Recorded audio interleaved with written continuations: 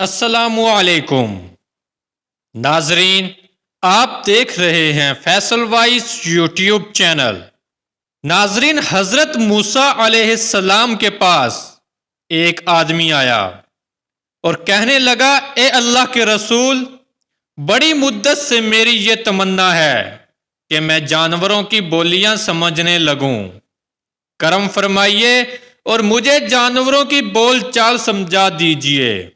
ناظرین، حضرت موسیٰ علیہ السلام نے فرمایا، انسان بن اور جانوروں میں شامل ہونے کی تمنا نہ کر، لیکن وہ اپنی ضد پر قائم رہا اور یہی کہتا رہا، حضور میرا یہ شوق ہے، پورا کر دیجئے۔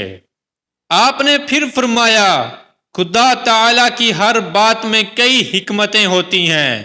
انسان جو جانوروں کی بولیاں نہیں سمجھتا، اس میں کئی قواعد ہیں۔ اس نے کہا، کچھ بھی ہو، میرا شوق پورا کر دیجئے۔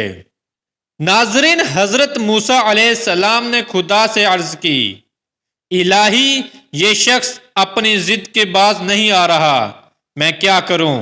خدا نے کہا، ہم کسی کی دعا رد نہیں کرتے، اس سے کہہ دو کہ اچھا، ہم تمہیں جانوروں کے کلام کی سمجھ عطا فرما دیتے ہیں، لیکن اس کا انجام اگر اچھا نہ ہوا تو اس کے تم خود ذمہ دار ہوگے۔ ناظرین، حضرت موسیٰ علیہ السلام نے اس کے لیے جانوروں کی بولیاں سمجھنے کی دعا کی اور وہ جانوروں کا کلام سمجھنے لگا۔ وہ بڑا خوش ہوا اور گھر آیا۔ اس نے ایک کتا اور ایک مرغ پال رکھا تھا، ایک اس کی خادمہ بھی تھی۔ کھانے کا وقت آیا تو خادمہ نے دسترخوان بچھایا اور کھانا چنا۔ وہ شخص جب کھانا کھا چکا تو خادمہ نے دسترخوان جھاڑا، گوشت کی ایک بوٹی دسترخوان سے گری تو مرغ نے جھٹ سے اٹھا لی اور کتا منہ دیکھتا رہ گیا۔ کتے نے مرغ سے شکوہ کیا کہ تو روزانہ تنکا چن کر پیٹ بھر سکتا ہے، بوٹی میری خوراک تھی، تو نے اسے بھی کھا لیا، اسے تم میرے لیے رہنے دیتے، میں بھوکا تھا مگر میری خوراک تم کھا گئے، تم پر بڑا افسوس ہے۔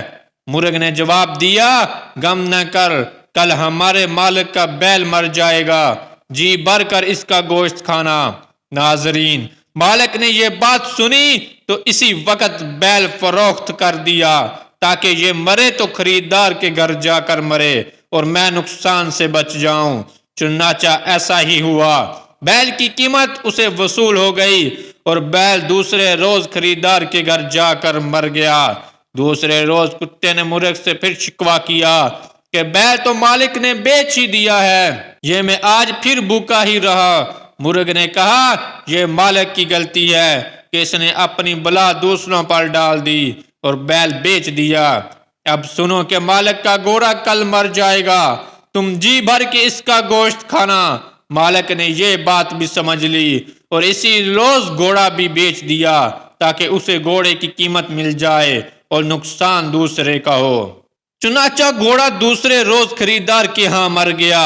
تیسرے روز کتے نے مرغ سے پھر شکوہ کیا اور کہا، تم عجیب دھوکہ باز ہو کہ مجھے ہر روز جھوٹ بول کر بہلا دیتے ہو اور میں 3 روز سے بھوکا مر رہا ہوں۔ مرغ نے کہا، میں نے جھوٹ ہرگز نہیں بولا تھا، مگر یہ مالک کی غلطی ہے کہ وہ اپنے گھر آنے والی بلا کو دوسروں پر ڈال رہا ہے۔ اس کے ہاں اتلاف جان کی بلا بہرحال نازل ہونی ہی تھی۔ پہلے روز اگر یہ اپنا بیل نہ بیچتا تو بیل مر جاتا اور اس کا گھوڑا بچ جاتا، لیکن اس نے بیل بیچ دیا، اس لیے یہ بلا پھر دوسرے روز گھوڑے پر نازل ہوئی تھی، لیکن اس نے گھوڑا بیچ دیا۔ اس لیے اب مجھ سے یہ بات سن لو اور یقین کرو کہ کل ہمارا یہ مالک خود مر جائے گا، اس کا بچنا محال ہے۔ بیل کو نہ بیچتا تو گھوڑا بھی بچ جاتا اور یہ خود بھی، اور اگر گھوڑے کو نہ بیچتا تو کل یہ خود نہ مرتا۔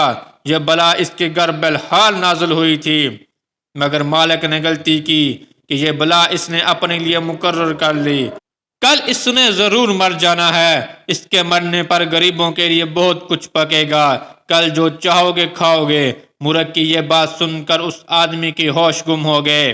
بیل اور گھوڑے کو تو وہ بیچ کر نقصان سے بچ گیا، لیکن اب اپنے لیے وہ کیا کرتا؟ گھبرایا ہوا اور سہما ہوا حضرت موسیٰ علیہ السلام کے پاس آیا اور کہنے لگا حضور دعا کیجئے میں موت سے بچ جاؤں۔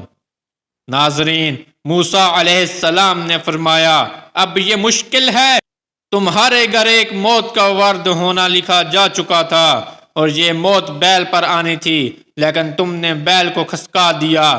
اب موت کو گھوڑے پر واقع ہونا تھا، تم نے اسے بھی کھسکا دیا۔ اب اس کے لیے تم ہی باقی رہ گئے ہو، اب تمہارا بچنا محال ہے۔ یہ بات جو تمہیں اب معلوم ہوئی ہے مجھے اس کا علم پہلے ہی تھا، اس لیے میں تمہیں اپنی ضد سے باز رہنے کے لیے کہتا رہا، مگر تم نہ مانے۔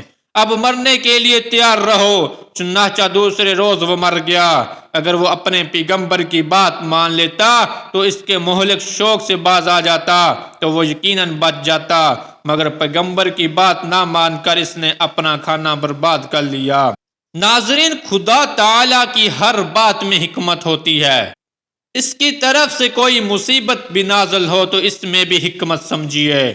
انسان پر اگر کوئی مصیبت نازل ہو یا اس کے مال پر آفت نازل ہو تو اس مصیبت و آفت مال کو اپنی جان کا فدیہ سمجھیے۔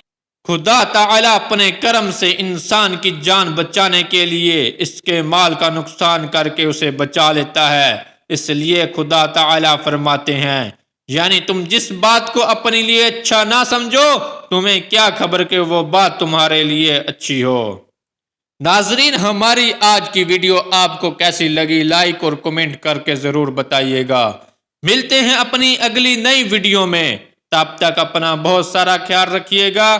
اللہ حافظ۔